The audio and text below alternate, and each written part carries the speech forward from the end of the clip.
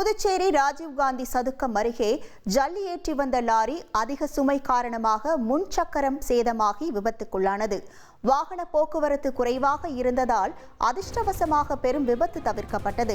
Signal அருகே lorry விபத்துக்குள்ளானதால் போக்குவரத்து பாதிக்கப்பட்டது. தகவல் அறிந்து விரைந்து வந்த போக்குவரத்து போலீசார் 2 மணி நேரத்திற்கும் மேலாக போராடி லாரியை ஜல்லி கற்களை JCB இயந்திரங்கள் மூலம் அப்புறப்படுத்தி போக்குவரத்தை சரி செய்தனர். மேலும் அதிகப்படியான லோடு ஏற்றி வந்த லாரி ஓட்டுநரிடம் போலீசார் விசாரணை மேற்கொண்டு வருகின்றனர்.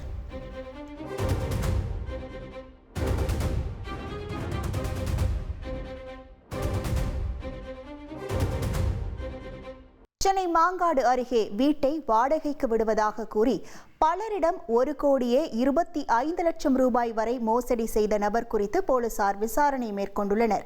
போரூரை அடுத்த மௌலிவாக்கம் கெருகம்பாக்கம் பகுதியைச் சேர்ந்த ஸ்ரீவத்ஸ் தனது வீட்டை புகைப்படம் எடுத்து சமூக வலைதளத்தில் பதிவிட்டுள்ளார். அதை நம்பி வாடகை அல்லது லீஸுக்கு கேட்ட 15க்கும் மேற்பட்டோரிடம் 1,25 லட்சம் ரூபாய் வரை வாங்கிக் கொண்டு தலைமறைவானதாக கூறப்படுகிறது. இதனால் பாதிக்கப்பட்டவர்கள் அவரை மடக்கி பிடித்து போலீசாரிடம் ஒப்படைத்தனர். இனி செல்லும் இடமெல்லாம் செய்தி. தந்தி டிவியின் வாட்ஸ்அப் சேனலை ஃபாலோ பண்ணினா செல்ல இருக்கும் இடமெல்லாம் செய்தி. இதோ QR கோட் இப்பவே ஸ்கேன் பண்ணுங்க, ஃபாலோ பண்ணுங்க.